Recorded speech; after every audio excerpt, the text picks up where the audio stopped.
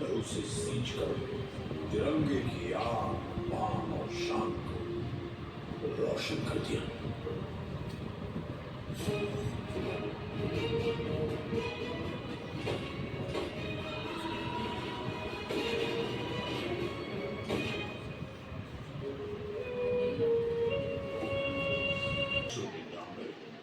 पड़ोसी मुल्क पाकिस्तान में बगैर किसी आभास के अपने सैनिकों को एलओसी मारकर भारत की सीमा के अंदर भेज दिया। जनरल परवेज मुशर्रफ। जनरल का प्लान सीधा और साफ था। सर्दियों की चरम पर प्रशिक्षित कमांडोज को जिहादी जामा उड़ाकर भारत की सरहद के पार भेजना। कड़ी द्रास सेक्टर की मुश्किल घाटी मारपुरा रेजिमेंट कारगिल के आसपास का अक्सर तुर्तुम पर पाकिस्तानी फौज ने धोखे से अपना कब्जा जमा लिया था। लेफ्टिनेंट सौरभ कालिया की अगुवाई में निकली पेट्रोलिंग पार्टी बड़े रहस्यमय ढंग से कायम हो गई थी। कुछ दिनों के बाद उनका शत विक्षत शव पाकिस्तानी सेना ने सुना, जिस निर्दयता से उन्हें मारा गया था प्रशिक्षित पाकिस्तानी फौजियों की ही चेष्टा थी। तत्कालीन प्रधानमंत्री श्री अटल बिहारी वाजपेयी पड़ोसी देशों के साथ सद्भावना में विश्वास रखते थे, पर पाकिस्तान के इस छुपकर हमला करने की साजिश से वो अत्यंत और अपनी शक्ति का भी प्रदर्शन कर सकती है। लड़ाई के परिणाम के बारे में भी मेरे मन में कोई संदेह नहीं है। हमारी विजय निश्चित है और हम विजयी होकर दिखाएंगे। उन्होंने देश की तीनों सेनाओं को दोनहरे पल गवाए, दुश्मन की गोली का जवाब गोलों से देने का आदेश सुनाया। तो भारतीय सेना ने तुरंत एक्शन लेते हुए युद्ध का ऐलान कर दिया।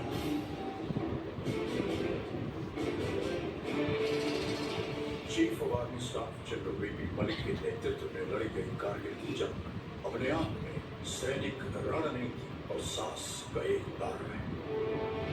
ऑपरेशन का नाम था ऑपरेशन विजय। थल सेना दुश्मन को खदेड़ रही थी, अब आसमान से आग बरसाने की पारी थी। वर्तमान वायुसेना प्रमुख wing commander BS Dhanoa Kargil युद्ध के दौरान फाइटर स्क्वाड्रन के कमांडिंग अफसर थे। स्क्वाड्रन लीडर अजय आहूजा, के नचिकेता और स्क्वाड्रन लीडर रघुनाथन माम्बियार जैसे दिलेर फाइटर पायलट भी कारगिल के हवाई हमलों में नायक के तौर पर उभरे। नाम दिया गया ऑपरेशन सफेद सागर।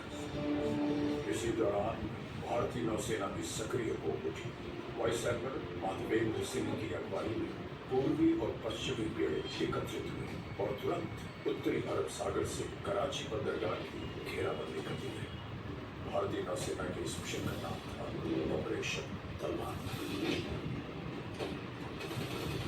इतिहास बदलने जा रहा था। वंदे मातरम, वंदे मातरम, वंदे मातरम, वंदे मातरम। और रुख मोड़ दिए तूफानों के, चट्टानों का धूल बनाया दुश्मनों को ना भूले।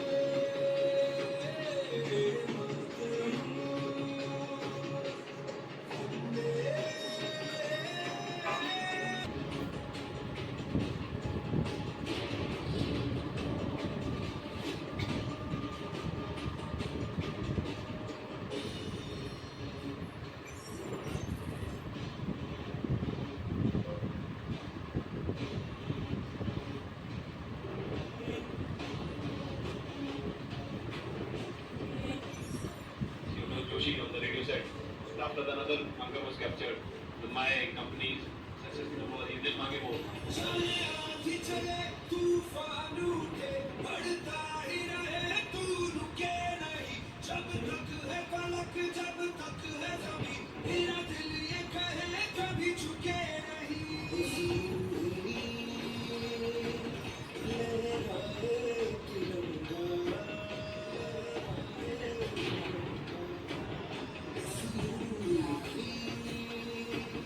लहराए तिरंगा,